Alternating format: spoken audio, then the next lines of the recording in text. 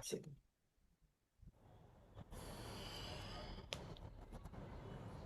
Yeah, we can go ahead. So good evening, नमस्कार आप सभी को। आप सभी लोगों का बहुत बहुत स्वागत है 118वें 178 लंग कनेक्ट के सपोर्ट ग्रुप मीटिंग में। आज का ये हमारा दिल्ली चैप्टर का मीटिंग जो दूसरी मीटिंग है, उसमें आप सबका मैं हार्दिक स्वागत करता हूं। मैं लंग कनेक्ट के बिहाफ में मैं डॉक्टर उल्लास बत्रा, जो कि को डायरेक्टर हैं department of medical oncology and chief of thoracic medical oncology, R RGCI RC, new Delhi, और साथ में उनकी पूरी टीम का मैं इस सपोर्ट ग्रुप मीटिंग में हार्दिक स्वागत करता हूं। Thank you. Thank you so much sir for sparing a valuable time for this noble cause. जैसा कि आप सबको पता है कि हम इस 45 मिनट के सेशन में पहले हम एक कॉमन टॉपिक के ऊपर डिस्कशन करते हैं, जो कि लंग कैंसर से रिलेटेड टॉपिक होता है। और इसी बीच जो हमारा आज का जो हमने टॉपिक चूज किया है, वो बहुत ही लोगों के सवाल भी आ रहे थे उसके रिगार्डिंग, जो कि हमारा आज का टॉपिक है targeted therapy and immunotherapy in lung cancer treatment. और मैं और उसके बाद जब आज के इस सेशन के बाद हम क्वेश्चन आंसर भी लेंगे। तो जो भी आपके क्वेश्चन आंसर हैं, आप हमारे चैट बॉक्स में डाल सकते हैं अपने पूरे डिटेल के साथ। एक ही बार में आप अपने सारे सवाल डाल दीजिए, और कोशिश कीजिए कि ऐसे सवाल हम डालें जो कि हम पब्लिक प्लेटफॉर्म पे उस सवाल को हम ले सकते हैं। कोई स्पेसिफिक जो आपके पेशेंट रिलेटेड चीजें हैं, जो कि OPD में जाकर ही डिस्कस किया जा सकता है, ऐसे सवालों से बचें। इसके साथ ही मैं इनवाइट करता हूं डॉक्टर उल्लास बत्रा सर को, जो कि आज के इस टॉपिक के ऊपर हमें और इंफॉर्मेशन देंगे। Sir, over to you. Okay. So सबसे पहले हमारे पास में जब कोई पेशेंट आता है तो सबसे पहले बोलते हैं कि सर इसमें आपको हमें कीमो तो नहीं लगेगी। सबसे पहले यही आता है कि सर वो कीमो मिलेगी कि नहीं लगेगी। और द मोमेंट आई से कि इसमें कीमो लगेगी तो लोग वैसे ही भाग जाते हैं। क्योंकि कीमोथेरेपी तो लोगों को ऐसा लगता है कि मतलब बस यहाँ कीमो हुई और वहां पता नहीं क्या हो गया। सो आजकल लेटेस्ट हमारे यहाँ पे कुछ टारगेट थेरेपीज एंड इम्यूनोथेरेपीज जो हैं वो आई हैं। एंड अगेन कई बार ओपीडी में इतना ज्यादा बोलने का और लोगों को एक्सप्लेन करने का टाइम नहीं लगता है। सबसे पहले जो आज मैंने सोचा कि मैं लोगों को ये बोलना बताना चाहता हूं कि डिफरेंस क्या होता है टारगेट थेरेपी, इम्यूनोथेरेपी और कीमोथेरेपी में। ये वाला एग्जाम्पल मैंने बहुत बार ओपीडी में कोट भी किए होंगे। तो मान लीजिए कि आपको ओपीडी में एक बार मुझे या किसी को आके रूम में अंदर मिल के आना है और वो दरवाजा जो है वो बंद है ना। तो आप जो है दरवाजे के उस तरफ जो है वो खड़े हुए हैं। तो आप जो है और आपके पास में आप दरवाजे को तोड़ दीजिए। ठीक है। तो आपको भी चोट लगेगी, दरवाजे को भी चोट लगेगी। That is called as chemotherapy. मतलब इसमें जो है वो अच्छे सेल भी मरेंगे, इसमें जो है वो बुरे सेल भी मरेंगे। तो जब बुरे सेल मरते हैं तो हम खुश होते हैं, बट जो अच्छे सेल मरते हैं तो वो हमें प्रॉब्लम भी होती है। तो हालांकि आजकल काफी अच्छी चीजें आ गई हैं जिसमें कीमोथेरेपी से साइड इफेक्ट कम होते हैं। पर फिर भी थोड़े बहुत साइड इफेक्ट, जैसे 5% लोगों को fever, vomiting, diarrhoea, pen abdomen, mouth ulcers वगैरह हो सकते हैं। तो ये तो हो गई कीमोथेरेपी। मतलब एक बॉम्ब होता है, बॉम्ब को आप आजकल अमेरिका ईरान में बॉम्ब चल रहे हैं, आप अमेरिका ने ईरान के ऊपर बॉम्ब गिराया, सब लोग जो उनके अच्छे लोग भी मरे, बुरे लोग भी मरे, सब लोग जो है वहां पे वो उनका वो हो गया। तो दैट इज कॉल्ड कीमोथेरेपी। अच्छे सेल भी मरते हैं, बुरे सेल भी मरते हैं। अब क्योंकि कीमोथेरेपी एक निश्चित टाइम तक दी जा सकती है, पूरे टाइम तक कीमोथेरेपी जो है वो नहीं दी जा सकती, क्योंकि बॉडी जो है वो टॉलरेट जो है वो इसी से बॉडी जो है वो टॉलरेट जो है वो नहीं कर पाती है। तो बॉडी में प्रॉब्लम होनी शुरू हो जाती हैं। तो लोगों को लगा चलो यार अब हम इस बीमारी को और कैसे कंट्रोल करें। तो फिर आई टारगेट थेरेपी। जैसे अगर मान लीजिए कि आपके पास में हमारे ओपीडी के ताले की चाबी है, फिर तो आपका ताला तोड़ने की जरूरत नहीं है। पर अगर आपके पास में वो चाबी तभी काम करेगी अगर वो उसी ताले की चाबी है। मान लीजिए आपके पास ताजमहल की चाबी है, पर वो मेरी ओपीडी के उसमें तो नहीं लगेगी। That is called a target therapy. तो टारगेट थेरेपी बेसिकली सिर्फ एक टारगेट के अगेंस्ट काम करती है। अब वो टारगेट आपकी बीमारी में है कि नहीं है वो हमें नहीं पता है जी, है ना। मान लीजिए कि मेरे पास राष्ट्रपति भवन की या ताजमहल की या प्राइम मिनिस्टर हाउस की या राघव चड्ढा के घर की चाबी हो, पर वो केजरीवाल जी तभी खोल पाएंगे जब वो ताला होगा। तो इसी के लिए हम आपको हमेशा बोलते हैं कि सर वो बायोप्सी कराइए। बायोप्सी के ऊपर हम वो टेस्ट कराते हैं। अगर वो टेस्ट में ये पॉजिटिव आता है तो ही हम चाबी जो है वो उसमें लग सकती है। तो इवन व्हाइट हाउस की चाबी जो है वो मेरी ओपीडी के उसमें नहीं लगेगी आपको। उसके लिए तो हम लोग आपका एक बायोप्सी कराते हैं। बायोप्सी के ऊपर हम एक टेस्ट कराते हैं देखने के लिए, जो एनजीएस जिसको बोलते हैं, कि आपको वो टारगेट है कि नहीं है। अगर वो टारगेट आपको मिल जाता है तो देन हमारे पास अलग अलग तरह की चाबियां होती हैं। वो 10 15 20 टारगेट जो भी होते हैं हम लोग उसके बाद में वो बात करते हैं। So chemotherapy is like a bomb. आपको जो है अच्छे सेल भी मरते हैं, आपको जो है वो बुरे सेल भी मरते हैं। टारगेट थेरेपी इज लाइक अ की। आपके पास वो ताला है, उसकी चाबी होनी चाहिए। अगर वो चाबी होगी तो हम वो आराम से वो ताला जो है वो खोल सकते हैं। तो ये तो हो गई कीमो एंड टारगेट।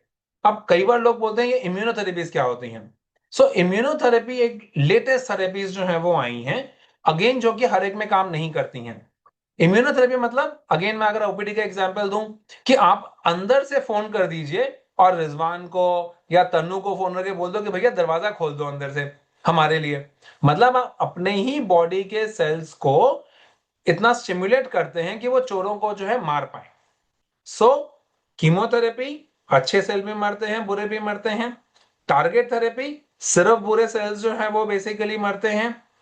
इम्यूनोथेरेपी, आप अपने ही सेल्स को इतना इफेक्टिव कर देते हैं, आप उनको इतना ज्यादा सक्षम कर देते हैं कि वो बाहर के चोरों को जो है वो आराम से जो है वो करके मार सकें। एंड इसमें भी इम्यूनोथेरेपी से भी सिर्फ बुरे सेल मरते हैं, अच्छे सेल्स जो है वो नहीं मरते हैं। पर कई बार क्या होता है इम्यूनोथेरेपी में कि बॉडी जो है वो डिस्क्रिमिनेट नहीं कर पाती है कि अच्छे सेल्स कौन से हैं और बुरे सेल्स कौन से हैं। तो 5% लोगों को थोड़े बहुत साइड इफेक्ट हो सकते हैं। बट बेसिकली जो हमारे पास तो हमारे पास कैंसर को ट्रीट करने की या तो हम लोकल थेरेपी दे, सर्जरी या रेडिएशन थेरेपी, या हम सिस्टमिक थेरेपी दे। सिस्टमिक थेरेपी में या कीमोथेरेपी, इम्यूनोथेरेपी या टारगेट थेरेपी। बेस्ट होता है कि अगर आपको कुछ इम्यूनोथेरेपी या टारगेट थेरेपी जो है वो हम किसी तरह से मिल जाएं। टारगेट थेरेपीज जो है वो ओरल दवाइयां होती हैं, आपको डेली लेनी पड़ती हैं। इम्यूनोथेरेपीज जो है वो मतलब वो आपकी बॉडी को, आपके इम्यून सेल्स को इतना सक्षम कर देती हैं कि वो आपके कैंसर सेल्स को अपने आप जो है वो मार सके। ये जो लेटेस्ट थेरेपीज आई हैं वो टारगेट थेरेपीज एंड इम्यूनोथेरेपीज जो है वो अभी हमारे पास में आई हैं यहाँ पर। इन सब को कैसे मालूम चलता है? आपको एक बायोप्सी करानी पड़ती है। बायोप्सी कराने के ऊपर एक पीडीएल1 का टेस्ट कराना होता है और एक एनजीएस का टेस्ट कराना होता है। ये एनजीएस का टेस्ट कराने से मालूम चलता है कि आपको कौन सी टारगेट थेरेपी या इम्यूनोथेरेपी जो है वो लगती है। ये भी कोई गारंटी नहीं है कि आपका टेस्ट जो है, अब जैसे हम I see 48 people have joined over here till now. Now हर बंदे का सिचुएशन अलग है, हर बंदे का बीमारी जो है वो अलग है। तो ये जरूरी नहीं है कि एक ही परिवार में अगर दो लोगों को ये बीमारी हुई है या किसी को है तो उसका टारगेट सेम होगा। आप अपनी बीमारी अपने आप, आपकी बीमारी अलग है, मेरी बीमारी अलग है, किसी और की बीमारी अलग है। मुझे किसी की शक्ल देख के, पेट स्कैन देख के ये मालूम नहीं चल सकता है कि आपको वो बीमारी कौन सी पॉजिटिव आई है। उसी के लिए हम आपकी बीमारी को जानने के लिए, उसकी जन्म पत्री जानने के लिए बायोप्सी करते हैं। उसके ऊपर पीडीएल1 का और एनजीएस का टेस्ट कराते हैं। फिर बताते हैं कि आपको इम्यूनोथेरेपी काम करेगी या टारगेट थेरेपी काम करेगी या वो काम नहीं करेगी। So that is, I hope थोड़ा सा क्लियर हुआ यहाँ पे कि टारगेट थेरेपी या इम्यूनोथेरेपी जो है वो बेसिकली क्या होती है। राइट सर, आई थिंक बहुत ही आसान सरल भाषा में आपने समझाया, और खास करके जो प्रैक्टिकल एग्जांपल्स जो आपने आजकल के करंट अफेयर से लिया वो काफी हेल्पफुल रहा। सर मेरा ये सवाल है कि अगर दोनों ही ट्रीटमेंट ऑप्शंस अवेलेबल हैं, टारगेटेड एंड इम्यूनोथेरेपी, तो वो कैसे हम डिसाइड करते हैं कि कौन सा बेस्ट रहेगा अगर दोनों ऑप्शंस अवेलेबल हैं तो? फैंटास्टिक क्वेश्चन रिजवान जी। नॉर्मली जो है एक ही पेशेंट में टारगेट थेरेपी और इम्यूनोथेरेपी काम नहीं करती है। या तो आपको टारगेट थेरेपी काम करेगी या आपको इम्यूनोथेरेपी काम करेगी। अगेन थोड़ा सा क्लिशेड एग्जांपल दे रहा हूं, या तो आप अपनी मदर के साथ जाएंगे या अपनी मदर इन लॉ के साथ जाएंगे। दोनों के साथ जाएंगे तो फिर फायरवर्क्स हो जाएंगे। तो या तो मम्मी की सुनो या सासू माँ की सुनिए। तो जो नॉर्मली ये देखा गया कि टारगेट थेरेपीज एंड इम्यूनोथेरेपीज काम नहीं करती हैं। इन दोनों में से ज्यादा एग्जाम्पल जो है प्रेफरेंस हम लोग टारगेट थेरेपीज को जो है वो देते हैं। जो अगर टारगेट थेरेपी का टेस्ट नेगेटिव आता है तो ही हम इम्यूनोथेरेपीज की तरफ जो है वो जाते हैं। तो सबसे पहले आपने देखा होगा PDL1 की रिपोर्ट जो है वो इम्यूनोथेरेपी को बोलती है। वो रिपोर्ट नॉर्मली 2-3 दिन में आ जाती है, पर हम उस पर तब तक काम नहीं करते हैं जब तक हमारे पास NGS की रिपोर्ट नहीं आती है, जो कि 20 से 25 दिनों में आती है। सो नंबर 1, आप NGS की रिपोर्ट देखिए। अगर उस रिपोर्ट में टारगेट थेरेपी नहीं आती है तो फिर हम इम्यूनोथेरेपी की तरफ जाते हैं। अगेन एग्जाम्पल, अगर आपका आपका मन है घूमने का, मान लीजिए माउंटेन्स पे, पहाड़ पे जाना चाहते हैं, और आपकी धर्म पत्नी जो है वो बीच पे जाना चाहती हैं, तो ऑब्वियसली बीच पे जाएंगे, पहाड़ों पे तो नहीं जाएंगे। तो सबसे ज्यादा जरूरी ये है कि NGS की रिपोर्ट क्या कहती है। NGS की report is the most important thing. उसी के बाद हम देखते हैं कि इम्यूनोथेरेपी काम करेगी कि नहीं करेगी। राइट, अगर मैं समझ पाया हूँ सर कि सबसे पहले आप हम टारगेट थेरेपी को प्रेफरेंस देते हैं, करेक्ट। और एनजीएस रिपोर्ट में अगर आता है, अगर वो ऑप्शन नहीं है तो फिर हम इम्यूनोथेरेपी की तरफ जाते हैं। Absolutely right, absolutely right. Sir, एक और सवाल आता है, एज ए केयर गिवर, जैसे मेरी पेशेंट भी टारगेटेड थेरेपी ले रही है, या अगर इम्यूनोथेरेपी भी कोई ले रहा है, तो ये कितने दिन तक ये थेरेपी हमें कंटिन्यू करने की जरूरत है? कुछ इसका टाइमलाइन है सर? ये थोड़ा सा मुश्किल क्वेश्चन, का आंसर बहुत आसान है बट सुनना बहुत मुश्किल हो जाता है। तो देखिए ऐसा है, it depends on the stage of the disease.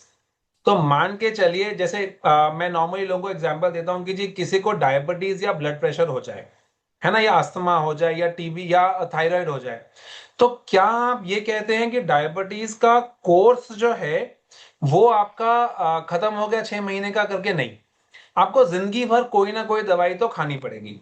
तो टारगेट थेरेपी में हम लोग जो हैं, हम जो हैं, जब तक आपकी बीमारी रिस्पॉन्ड करती है या आप टॉलरेट करते हैं, तब तक आपको टारगेट थेरेपीज जो हैं वो हम आपको जो है वो देते रहते हैं। तो जैसे मान लीजिए किसी को EGFR होता है, टिपिकली क्या होता है कि कुछ टाइम के बाद में, अब वो कुछ टाइम जो है वो सालों भी हो सकते हैं। जैसे ALK पॉजिटिव लोगों को लॉर्लाटिनिब होता है या इलेक्ट्रिनिब होता है, तो सालों ये दवाइयां चलती हैं। ओसिमाटिनिब को टिपिकली जो है वो 2 से 2.5 साल बाद इसमें रेजिस्टेंस आनी शुरू हो जाती है, तब तक ये दवाई देते हैं। पर मान लीजिए किसी आदमी को टॉक्सिसिटी हो गई, तो जब तक आपकी बीमारी रिस्पॉन्ड करती है या वो आप अच्छा टॉलरेट करते हैं, तब तक ये टारगेट थेरेपीज जो है वो हम देते हैं। इम्यूनोथेरेपीज अलग होती हैं। इम्यूनोथेरेपी का फिक्स ड्यूरेशन हो सकता है। सो टिपिकली हम लोग इम्यूनोथेरेपी जो है वो कहते हैं कि हम 2 साल के बाद बंद कर देते हैं। और टारगेट थेरेपी जो है वो हम लाइफ लॉन्ग या जब तक आपको टॉलरेबिलिटी या टॉक्सिसिटी इश्यूज नहीं होते हैं वो देते हैं। अब प्रॉब्लम यह है कि आंसर सिंपल है, बट किसी आदमी को आज बोलो कि तुम्हें जिंदगी भर दवाई लेनी पड़ेगी, वो थोड़ी मुश्किल है। साइंस ने अभी इतनी तरक्की नहीं की है, लेकिन हाँ, आजकल कुछ टेस्ट आ रहे हैं जिसमें एक बार बीमारी अच्छी तरह कंट्रोल कर ले 2, 4, 3, 4, 5 साल के बाद में, तो हम कोशिश कर सकते हैं कि वो दवाई बंद करें। पर अभी के लिए इसका आंसर है, जब तक आपकी बीमारी रिस्पॉन्ड करती है हमें वो दवाई देनी चाहिए, अगर आप अच्छा टॉलरेट कर रहे हैं तो। यस सर, बहुत बिल्कुल सर, ये क्लैरिटी भी एज ए पेशेंट या एज ए केयर गिवर एक मेंटल प्रिपेयरनेस के लिए बहुत जरूरी है, जो कि आपने बहुत ही सफाई से उस चीज को क्लैरिफाई किया।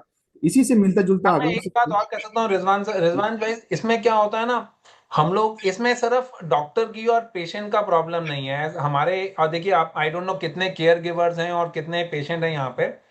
हमारे यहाँ पे क्या होता है कि जब भी कोई प्रॉब्लम होती है हम पेशेंट को पहले बाहर भेज देते हैं, और सारे अटेंडेंट जो है वो अंदर आ जाते हैं। 6 महीने साल के बाद क्या होता है, पेशेंट को सच्चाई पता नहीं थी, हमने एज अ डॉक्टर सबको सच्चाई बता दी, पेशेंट अटेंडेंट ने पेशेंट को पूरा सच नहीं बताया। तो 6 महीने, साल, 2 साल के बाद में पेशेंट बोलता है भाई दवाई तो मुझे लेनी है, मुझे तो बता दो कम से कम। फिर उनको जब हम बताते हैं, कभी कभी थोड़ा गुस्सा होकर भी बोल देते हैं क्योंकि यार हमने तो बताया था, तो पेशेंट को एक शॉक लगता है। तो मेरा ये मानना है कि patients and care givers and doctor and lung connect, हम एक गाड़ी के 4 पहिए हैं। इसको अगर हम अलग अलग डायरेक्शन में लेके चलेंगे तो गाड़ी सही डायरेक्शन में नहीं पहुंचेगी। Patients have to be involve. मेरे अपने परिवार में जब ये किसी को प्रॉब्लम हुई, मेरी अपनी मासी को ये प्रॉब्लम हुई थी, तो उन्होंने मुझे आके बोला कि इन लोगों को लगता है मुझे पता नहीं है, मुझे सब पता है। और वो कहते हैं कि ये मुझे बेवकूफ समझते हैं। जो पेशेंट आता है वो आपके फादर मदर भाई बहन है, वो आपसे ज्यादा इंटेलिजेंट हैं। प्लीज पेशेंट से मत छुपाइए, उनको पूरा बताइए। इट इज देयर लाइफ, उनको ये डिसीजन लेने का हक है। उनको पता होना चाहिए कि क्या चल रहा है क्या नहीं चल रहा है करके।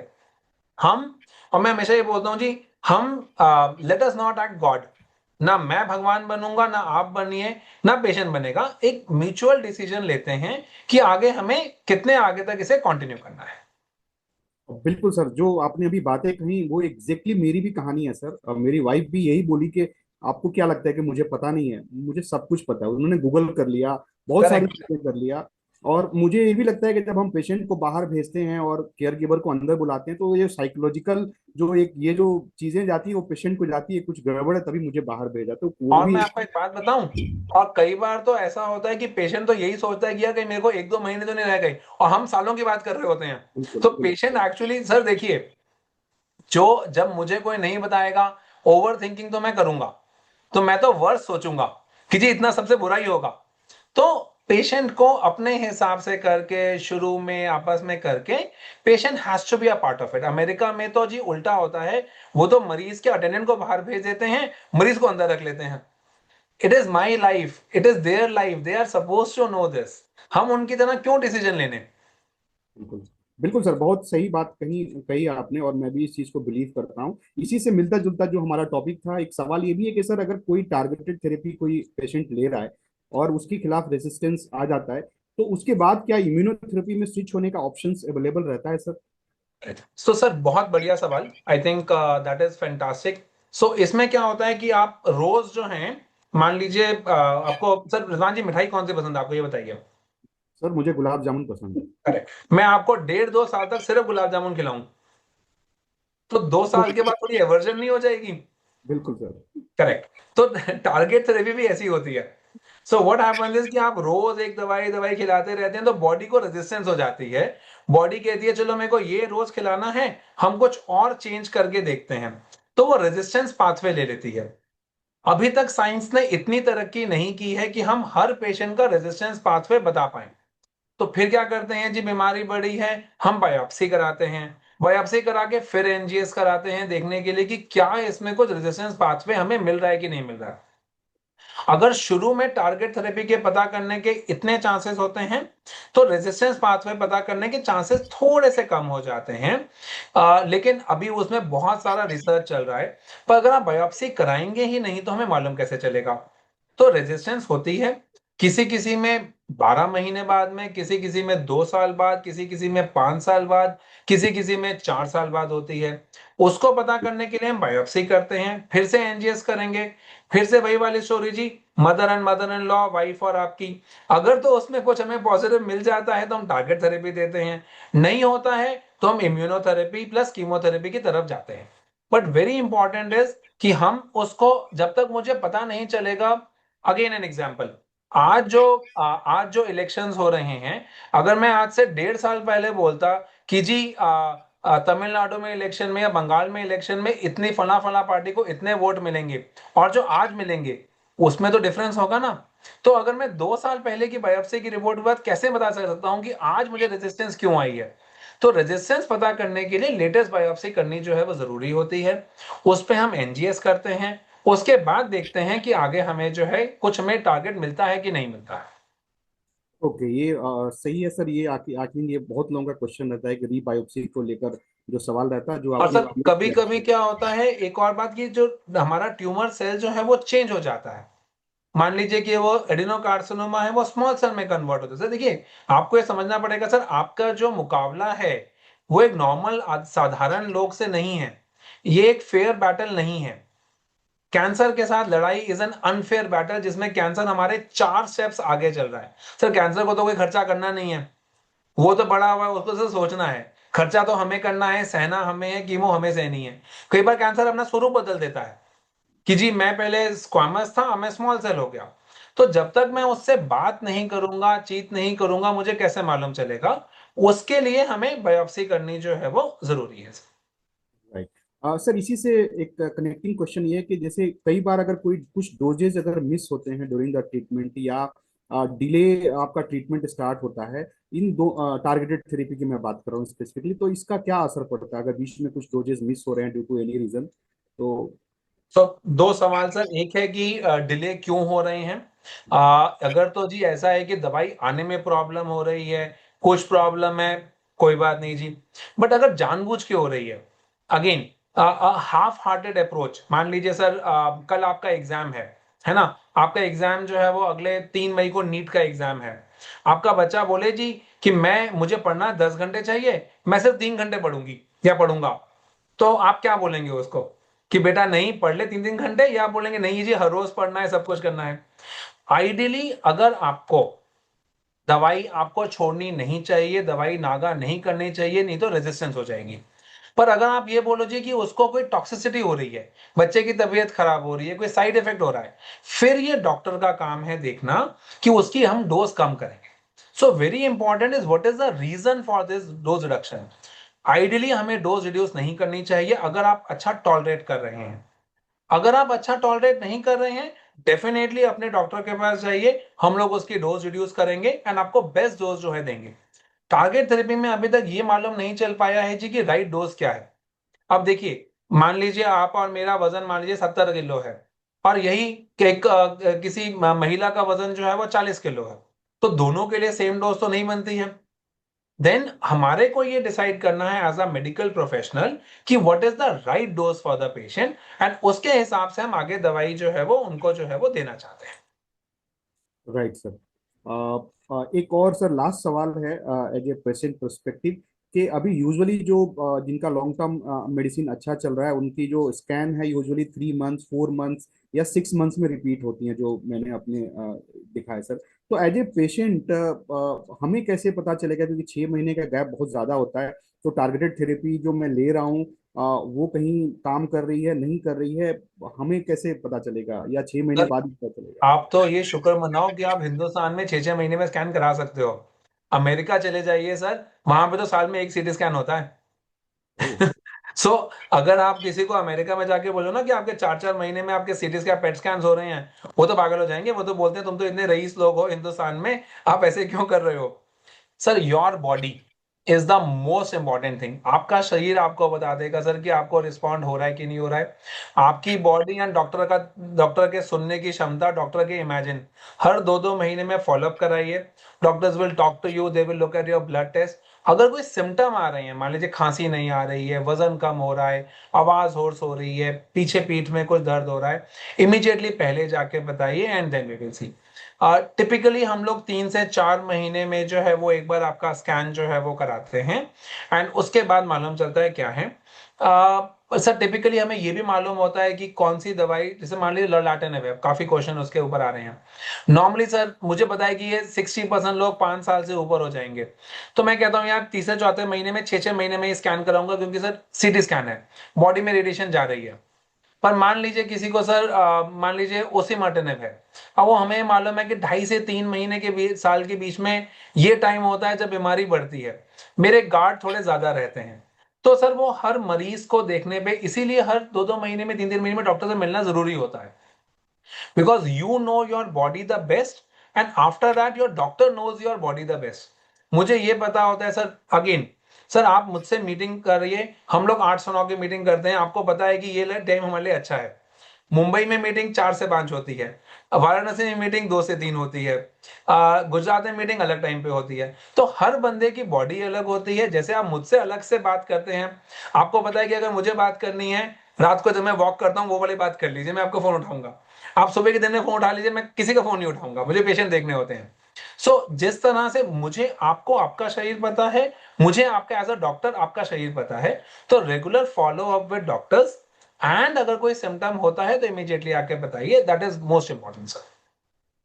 Right sir, I think sir thank you so much, आपने बहुत ही आसान तरीके से और बहुत ही क्लियर एंड ओपन ओपन वे में सर इस टॉपिक को हमें समझाया। बहुत सारी चीजें सर, मैं इतने सालों से लंग कनेक्ट से जुड़ा हूं और इतने सारे मीटिंग अटेंड किया, बहुत सारी नई चीजें मुझे आज जानने को मिली सर। सो उसके लिए बहुत बहुत थैंक यू सर आपका।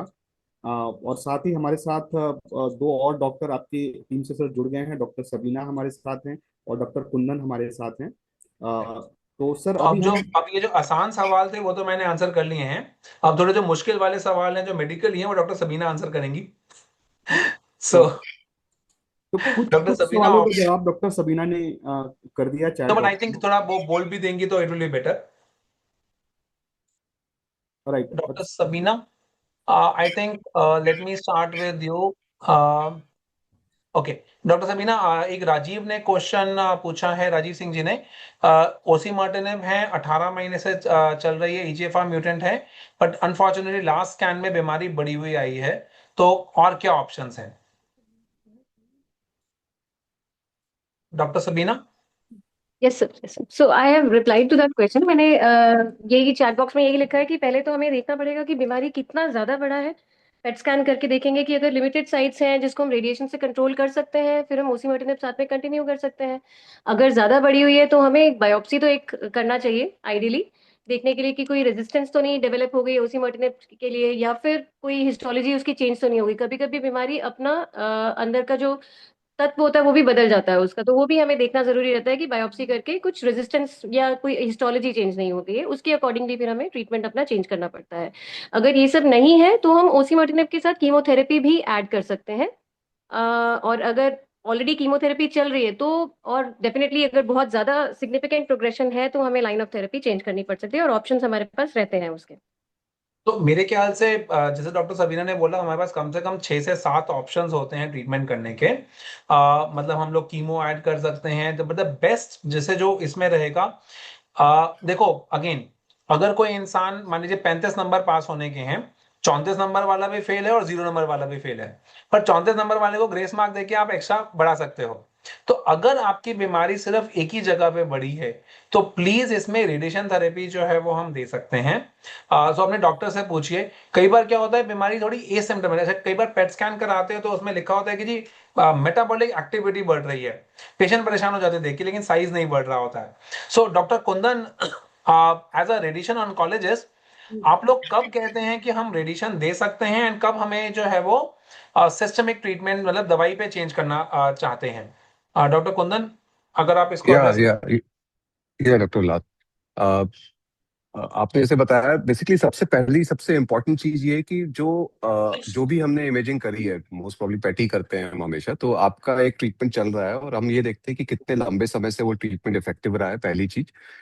और उसके बाद अगर बहुत लिमिटेड एक जगह या दो जगह बीमारी बढ़ी है और हम उसको पूरी तरह से रेडिएशन से कवर करके इतनी डोज दे सकते हैं कि उसको हम एटलीस्ट एब्लेट कर दें। एब्लेट का मतलब है उसको हम डिस्ट्रॉय करने की कोशिश करें। तो वो बेस्ट केस सिनेरियो होता है जहां पे कि हम रेडिएशन से उसको किल करें और साथ में आपकी सेम दवा हम आगे कंटिन्यू कर पाए। So that is the best case scenario. पर हाँ, अगर हमें वही बीमारी दिख रही है कि 2-3 बोन्स में आ गई है बीमारी, एक दो जगह लंग में और बढ़ गई है, तो वो scenario is not a good scenario. उस सिनेरियो में तो फिर हमें दवा ही चेंज करनी पड़ती है। सो इन शॉर्ट, अगर बीमारी एक जगह बढ़ी है तो हम उसको या तो रेडिएशन या सर्जरी या आरएफए वगैरह जो होता है वो कर सकते हैं। अगर बहुत सारी जगह बढ़ी है जहां पे लोकल ट्रीटमेंट नहीं दे सकते हैं तो बायोप्सी कराइए, दोबारा एनजीएस कराइए और फिर ट्रीटमेंट चेंज करना है। एंटायर हम लोगों का जब बीमारी बढ़ने का वो होता है कि किसी पेशेंट को कीमोथेरेपी से कितना दूर रखा जाए। अगर वो पेशेंट को हम लोग ओरल दवाई पे या कोई टारगेट थेरेपी भी दे सकते हैं, इम्यूनोथेरेपी दे सकते हैं, that is the best premise. So again, अगर बीमारी बढ़ी है, एक जगह बढ़ी है या बहुत जगह बढ़ी है, एक जगह बढ़ी है तो प्लीज रेडिएशन थेरेपी कराइए और osimertinib जो भी दवाई है वो कंटिन्यू करिए। अगर बहुत जगह पड़ी है तो बायोप्सी कराते हैं और उसके बाद देखते हैं क्या करना है। अगर इस वक्त एक क्लिनिकल ट्रायल चल रहा है, हमारे पास तो अभी वो ट्रायल खत्म हो गया है, आई थिंक टाटा वाराणसी में और ऑल इंडिया में है, जिसमें एक आपको नई एडीसी नाम की दवाई है, हम वो भी उसमें दे सकते हैं। That is also very good option, जो कि लेटेस्ट दवाइयां आपको मिल सकते हैं। तो आप अगर वो बीमारी है तो आई थिंक आप रिजवान जी से या वंदना मैडम से बात करके टाटा वाराणसी में या एम्स में डॉक्टर प्रभात मलिक के पास वो क्लिनिकल ट्रायल चल रहा है, प्लीज वहां जाइए, उनसे जाके बात करो। It just might be the best patient. हमारे पास एक पेशेंट को वो दवाई चल रही है जो कि पिछले 10 महीने से जो लेटेस्ट दवाई है वो चल रही है, एंड दैट इज फैंटास्टिक। तो उसके बारे में भी आप सोच सकते हैं। सर और कुछ क्वेश्चंस आए हैं ऊपर से, अगर मैं लूँ तो एक। हाँ सर एक एक मोती एसके ने लिखा है कि सर मेरा पेशेंट 3 महीने से चल नहीं पा रहा है, तो उसके लिए क्या न्यूरोलॉजिस्ट को दिखाना जरूरी है? Doctor Kundan, if you can take this one. Okay, ये इसमें तो दूसरी कॉल पे था, एक कॉल, हाँ कॉल, एक क्वेश्चन रिपीट करेंगे? क्वेश्चन ये डॉक्टर कुंदन की, इनका पेशेंट 3 महीने से चल नहीं पा रहा है, तो क्या न्यूरो को दिखाना जरूरी है? जी बिल्कुल जरूरी है। आई थिंक सबसे पहला काम हमें एक एमआरआई कराना चाहिए ब्रेन का, एंड उसको एसेस करना चाहिए। अगर वो नॉर्मल है तो स्पाइन का एक एमआरआई कराना चाहिए। That is the first thing which we should do. Sir I think आप सबसे ज्यादा जरूरी ये है कि अगर कोई पेशेंट नहीं चल पा रहा है, जितना हाँ, हॉस्पिटल लेके आए पहले। हॉस्पिटल लेके आए, न्यूरो को दिखाएं, न्यूरो सर्जन को दिखाएं, एमआरआई स्पाइन कराइए, एमआरआई ब्रेन कराइए, और ऐसी प्रॉब्लम्स में जितना जल्दी आ सकते हैं आइए। बिकॉज एक बार जो सर डैमेज हो गया, हमारे यहाँ पे कहावत है ना कि तीर जो कमान से निकल जाता है उसको फिर आप चेंज नहीं कर सकते हैं। एक बार अगर डैमेज होनी शुरू हो गई सर तो फिर प्रॉब्लम बढ़ जाएगी। तो डेफिनेटली प्लीज न्यूरोलॉजिस्ट को, न्यूरो सर्जन को दिखाएं, and then we will see. Doctor Batra, उससे पहले उन्होंने क्वेश्चन, रिजवान भाई, it's a follow through question. आप उससे पहले उन्होंने लिखा है कि उनके पेशेंट को स्मॉल सेल है और उसके बाद कीमो चल रहा है, उसके बाद ये है, तो उनका क्वेश्चन एक और भी है। रिजवान भाई, हाँ, आपको पता चल रहा है ना? तो जी जी, आई थिंक जी, उसका जवाब ऑलरेडी डॉक्टर सबीना ने दे दिया है actually. Okay, I will go to doctor Sabina now. Doctor Sabina, Ravindra ji ने लिखा है एल्क पॉजिटिव है, लॉर्लाटिनिब 100 mg ले रहे हैं, रिपोर्ट बहुत अच्छी है, पर लॉर्लाटिनिब बहुत एक्सपेंसिव है, इसके लिए तो लंग कनेक्ट ही कुछ कर सकता है। सो डॉक्टर सबीना, लॉर्लाटिनिब कब तक लेनी है एंड क्या हम डोज कम कर सकते हैं? आई थिंक ये सवाल आप दिन में कम से कम 3-4 बार तो बताते ही होंगे, इसको यहाँ के लिए सबके लिए बता दो। सो आइडियली हमें डोज कम नहीं करनी रहती है, बट अगर कोई सिम्टम्स पेशेंट को टॉक्सिसिटी हो रहा होता है लॉर्लाटिनिब से, जैसे गुस्सा ज्यादा आना या न्यूरोसाइकेट्रिक सिम्टम्स हो रहे हैं या वजन बहुत ज्यादा बढ़ रहा है, लिपिड प्रोफाइल डिरेंज हो रहा है, उस केस में हम कम कर सकते हैं। But it is not advisable बिना किसी टॉक्सिसिटी के। अभी तक तो हम किसी भी पेशेंट का ऐसे बिना किसी रीजन से कम नहीं करते हैं sir. And so the second point also is, देखिए कॉस्ट वाइज आल्सो जो जो पेशेंट असिस्टेंस प्रोग्राम्स होते हैं उसमें चाहे आप 100 मिलीग्राम लो चाहे 75 मिलीग्राम लो, बहुत फर्क नहीं पड़ता है। आप अभी सिर्फ शॉर्ट टर्म देख रहे हो, आप लॉन्ग टर्म सोचो। मान लीजिए कि एक डोज 100 mg है और आप 75 मिलीग्राम लेते हो, और अगर बॉडी में वो 75 मिलीग्राम सफिशिएंट नहीं हुई और आपकी बीमारी जो भगवान ना करे जो कि क्योर हो जाती या लॉन्ग टर्म कंट्रोल हो जाती और कोई रेजिस्टेंस आ गई, तो फिर आपको लॉर्लाटिनिब नहीं, फिर आपको कीमोथेरेपी लेनी पड़ेगी। तो dose reduction is not, see there are two aspects to it, one is science and one is commerce. Unfortunately commerce is not something which हम लोग उसको आंसर कर सकते हैं। I think PM relief fund, crowd funding, everything is an answer for this.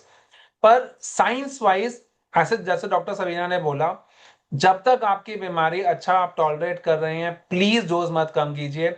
Short term gain होता है, long term में आपको हार्म होगा। अगर लेकिन कोई साइड इफेक्ट है, प्लीज डेफिनेटली हम लोग जो है वो इसकी डोज अपने आप काम करेंगे। अपने आप कम नहीं करनी है, डॉक्टर को जाके दिखाइए and then go ahead with that. Right sir. I think mister Mohammad Taufiq ji का भी सिमिलर क्वेश्चन था, उनका भी क्वेश्चन का आंसर मिल गया। सर मैं वैसे क्वेश्चन ले रहा हूँ जिसका चैट बॉक्स में रिप्लाई नहीं आया है, जी उसको जी जी। पहले हम कर लेते हैं।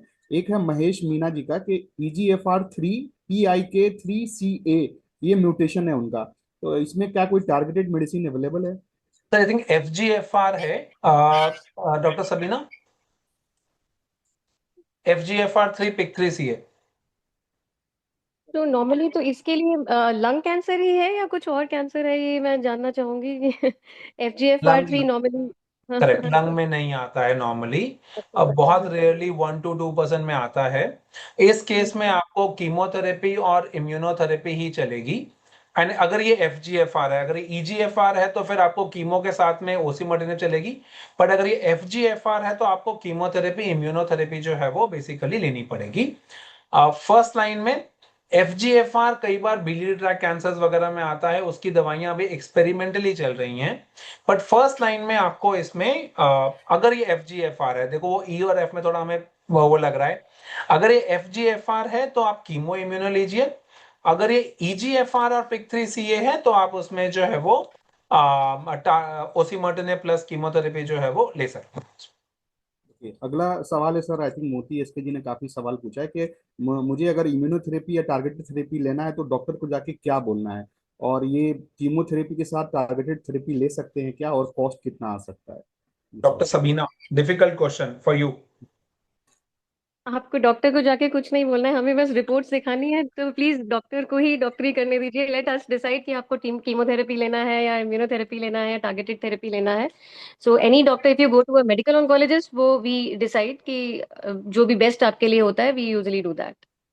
तो I think right, I mean आपको नहीं बोलना है। अगर मैं थोड़ा जाके सर उसमें जाके किसी को बोलूंगा कि मुझे कीमो चाहिए इम्यूनो चाहिए, राइट?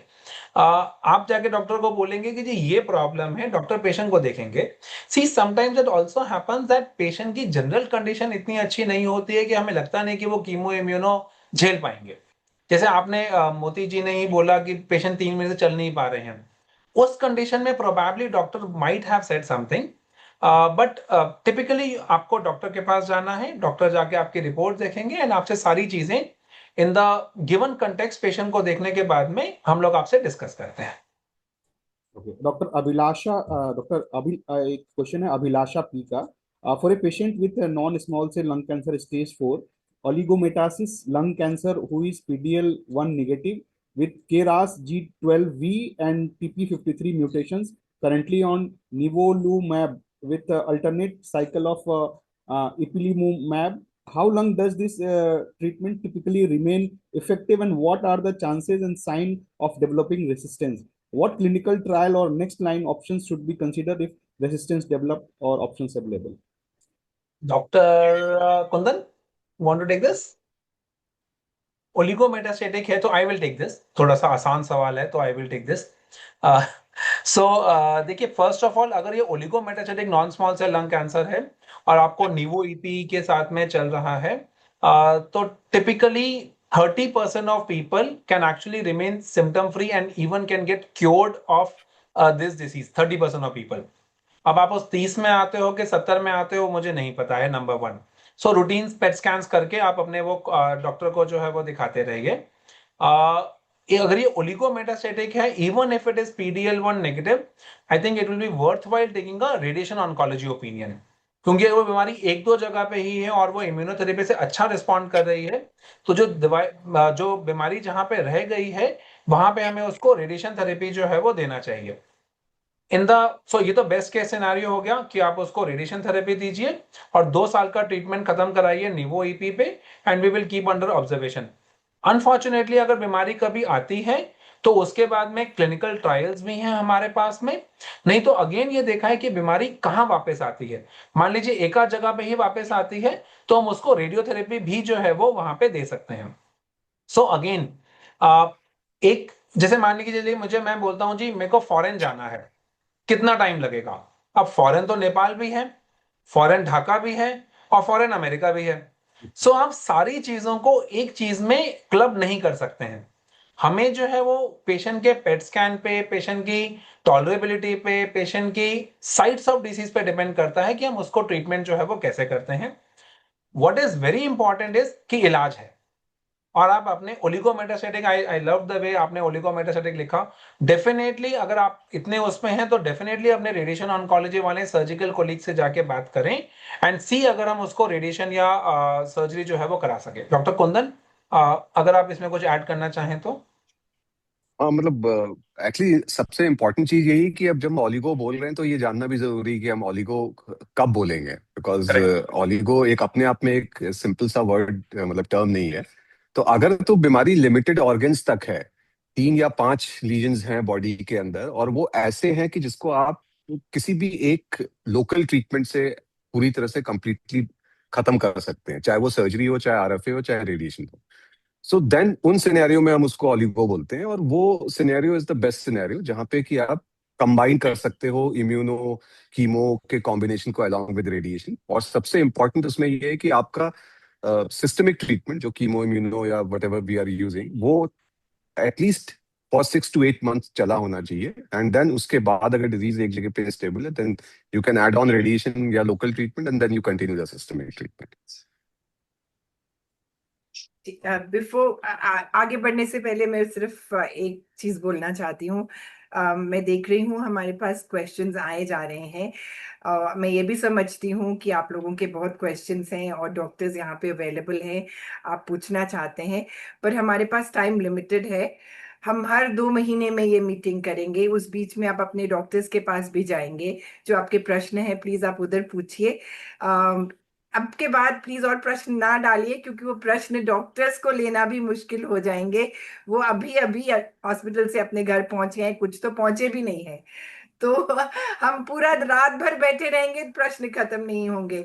सॉरी हम नहीं ले पाएंगे, पर तो मीटिंग्स जितना होती और ले रहेंगी। पाते हैं, 5-7-10 मिनट जी जितना ले पाते हैं, जी फास्ट फास्ट जी करते हैं। 8 चलिए जी, 45 का रिजवान। हमारा फास्ट। टारगेट है सर। आई थिंक एक और क्वेश्चन है जो कि अगेन वो डोजेस को लेकर है, विशाल जी का, और एक ओप्पो करके नाम है कि लोलाटेनिब 75 mg इफेक्टिव है या 100 mg या 50 mg। तो आई विल और answer this sir. Yes sir. अगर I think lorlatinib is the one dose sir. 100 mg latest data है कि 100 mg बहुत अच्छी है। अगर आप टॉलरेट नहीं कर पा रहे हो तो 75 पे जाएंगे, फिर हम 50 पे जाएंगे।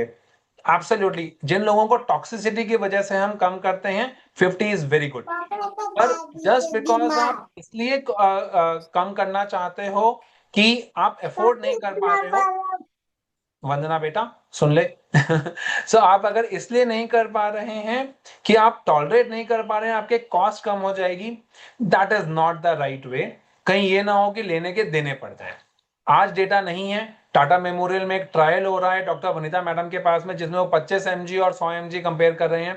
जब तक वो डेटा नहीं आता है, मैं आपको एडवाइस करूंगा कि प्लीज ऐसे मत कीजिए, क्योंकि ये आपकी जान है, हम उससे ले रहे हैं। ये ना हो जी कि इतना बचाने के चक्कर में इतना ज्यादा हम लोग जो है वो लॉस कर जाए। तो जो ट्राइड एंड टेस्टेड है, प्लीज उसी को कंटिन्यू कीजिए।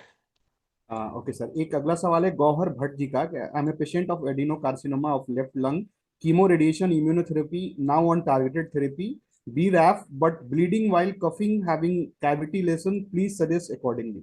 Doctor Kundan, I think this would you should take this.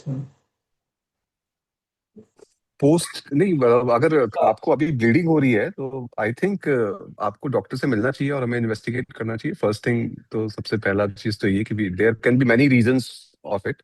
एक हो सकता है कि कुछ पोस्ट रेडिएशन कुछ इश्यूज रहे हों, या फिर डिजीज प्रोग्रेस कर रही है, so we have to rule out. तो सबसे पहली चीज है कि आप हॉस्पिटल विजिट करिए, एंड मोस्ट प्रॉब्ली हमें हो सकता है ब्रोंक की जरूरत पड़े, या सीटी स्कैन की जरूरत, या पेट स्कैन की जरूरत पड़े, तो वो करने के बाद ही हम आगे डिसीजन ले पाएंगे। दोनों ही करना पड़ेगा। Absolute right. आई थिंक हम लोगों को सबसे पहले एक सीटी स्कैन कराना चाहिए, एक ब्रोंकोस्कोपी कराना चाहिए। ये देख तो लें, कई बार तो एक नॉर्मल निमोनिया के कारण से भी हो सकती है। तो सारी चीजें प्रिज्यूम नहीं करनी है जी, हो सकता है कुछ भी हो सकता है। तो जो भी आपके लोकल डॉक्टर हैं, पल्मोनोलॉजिस्ट हैं, ऑन्कोलॉजिस्ट हैं, उनके पास जाइए। और अगर सिर्फ ब्लीडिंग हो रही है तो बहुत कुछ हो सकता है, एंजियो एम्बोलाइजेशन हो सकती है, रेडिएशन हो सकती है। एंड आपको तो डबरा, अगर बीराफ की दवाई चल रही है तो हमारे पास तो पेशेंट कितने सालों से चल रहे हैं उसमें। तो I will definitely advise you to do a CT scan and a bronchoscopy, and then we will see. Right sir, अगला सवाल है प्रियांशी सेठ जी का कि पेट स्कैन रिपोर्ट में सबसे बेस्ट रिजल्ट क्या होता है अजय पेशेंट नो को? Active disease in the body. आसान सवाल, मुश्किल सवाल तो मैं कह रहा हूँ। पेट स्कैन में आएगा, सब कुछ क्लियर है, 100/100 नंबर है। नहीं, अगर प्रोग्रेशन एक बार हो जाने के बाद अगर वापस देखना हो तो क्या CMR लोग बोलते हैं या क्या ऐसा टर्म? भाई CMR मतलब कंप्लीट मेटाबॉलिक रिस्पांस, मतलब कि बीमारी आपकी जो है वो पूरी की पूरी जो है वो निकल गई है। पर देखिए अगेन, हर बंदे के तो एम्स में 100 में 100 नंबर नहीं आ सकते ना जी। तो मतलब ये है कि जिस बच्चे के जो मतलब मैं एक बड़ा अच्छा अक्षय खन्ना का इंटरव्यू देख रहा था, उसने बोला कि यार जो आदमी अदानी अंबानी नहीं है क्या वो एग्जिस्ट नहीं करता? ये फेलियर है, सही, हाँ। ऐसे नहीं होता है ना, it is not like this, it is not, please आप समझिए। और आप हर बंदा चाहता है जी कि वो अदानी अंबानी बने, पर कुल मिला के पूरे विश्व में सिर्फ 15 या 20 लोग ही हैं जो ऐसे होंगे।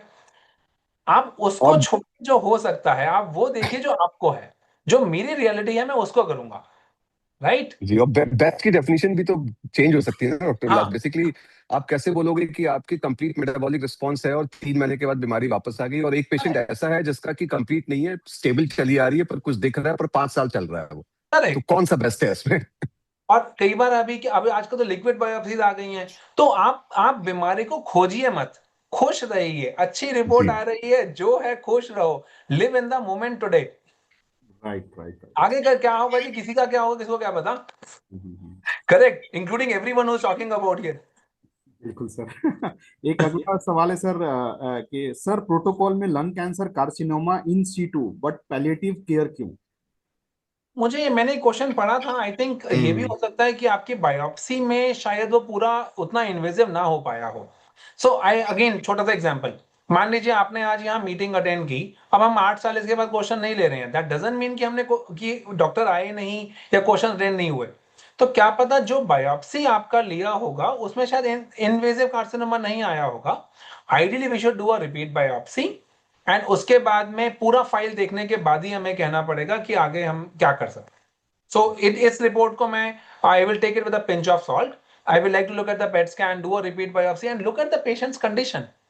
कंडीशन तो देख लें। Right. अगला सवाल प्रियांशी सेठ जी का ही है कि फ्लोरा 2 ट्रीटमेंट चल रहा है, तो in future long term survival या क्योर हो सकता है क्या? डॉक्टर सबीना, आसान सवाल है, आप ले सकती हैं। ओके, मैं ले लेता हूं। Doctor Sabina, okay, I take this. देखिए फ्लोरा 2 में हम लोग जब एक बहुत इंपॉर्टेंट चीज है कि हम लोग जब आपको ओपीडी में बोलते हैं तो हम ये बोलते हैं जी कि ये दवाई फला फला दवाई 25 महीने काम करेगी, 26 महीने काम करेगी। तो लोगों को लगता है कि क्या सिर्फ 25-26 महीने ही, ऐसा नहीं है। 25-26 महीने मीडियन है। मतलब कि अगर हमने 100 लोगों को को दवाई दिया, तो 50वें आदमी को जो है वो 25-26 महीने काम की। उससे ज्यादा भी 50% लोग करते हैं, उससे कम भी 50% लोग करते हैं। सो हम आपको क्या काम करेगी मुझे पता नहीं। कुछ कुछ लोग हैं जो हमारे पास अभी जो है जिनको फ्लोरा 2 पे हम लोग शायद 35 या 40 साइकिल दबा के दे रहे हैं, वो भी ठीक है। सो हम अगली बार में स्कैन जो है वो करा के देखते रहते हैं। अब इंडिया में बताइए जी, इंडिया में मेल्स की या फीमेल्स की एवरेज एज जो है वो 65 या 70 साल है। तो इसका मतलब 70 साल के ऊपर लोग जिंदा नहीं रहते? अपने आसपास देखिए। करेक्ट। तो ये एक मीडियन है, मीडियन कोई रामायण नहीं है, कोई कुरान नहीं है, कोई जीसस क्राइस्ट की बाइबल नहीं लिखी हुई है जी। टिल द टाइम आपकी बीमारी रिस्पॉन्ड कर रही है, हम कर देखते हैं, उसके बाद we will take it from. So definitely there is a chance, but depends upon how you respond to treatment.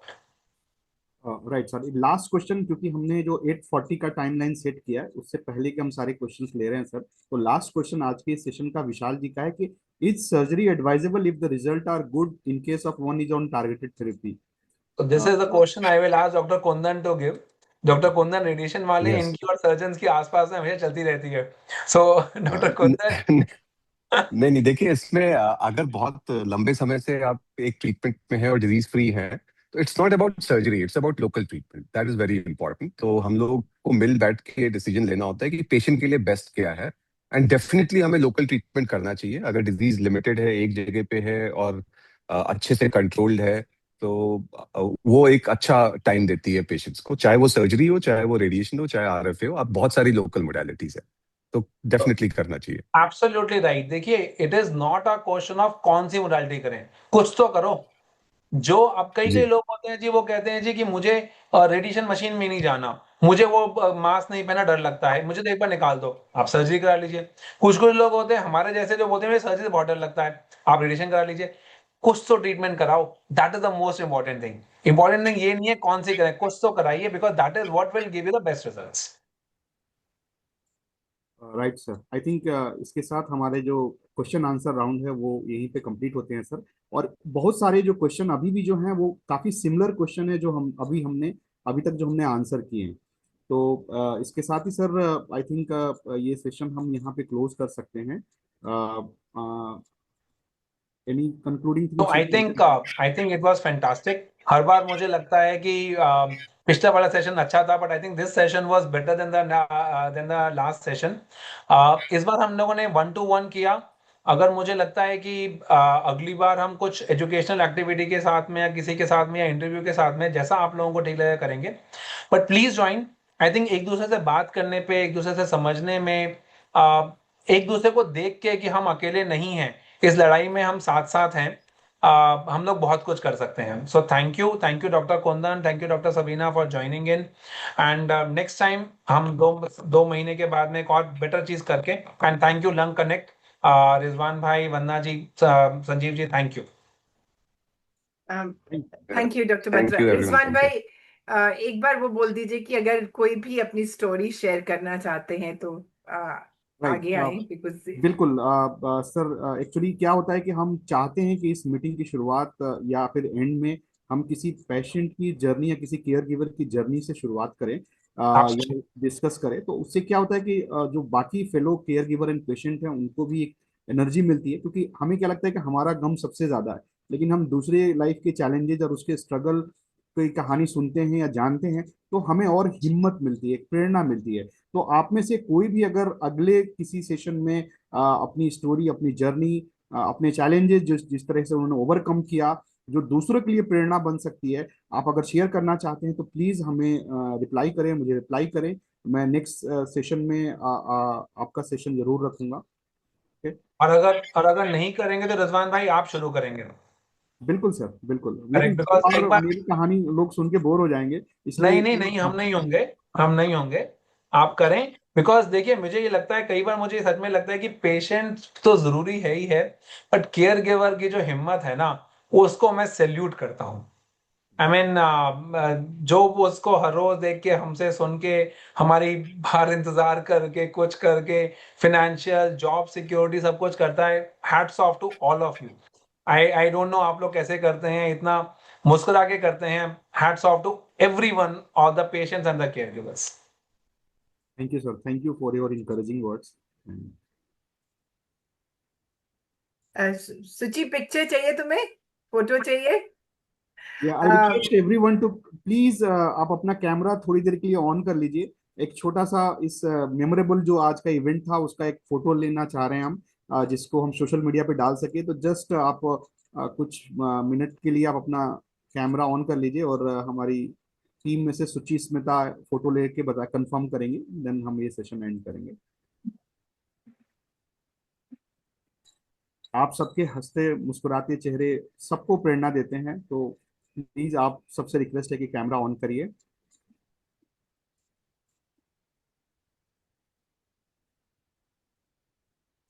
हो गया Suchi? Done, I think it's done. Yes, ma'am, done. जी, thank you. Thank Thank you, you. Dr. Batra. Thank you. you, Dr. Kundan thank you and Dr. Lung connect Sabina. Team, Thank you you. Guys are awesome. Thank you. Thank you. Thank you so thank you much. Sir, thank you. Thank you doctor Kundan, thank you doctor Sabina. Bye. Thank you. Bye. Bye.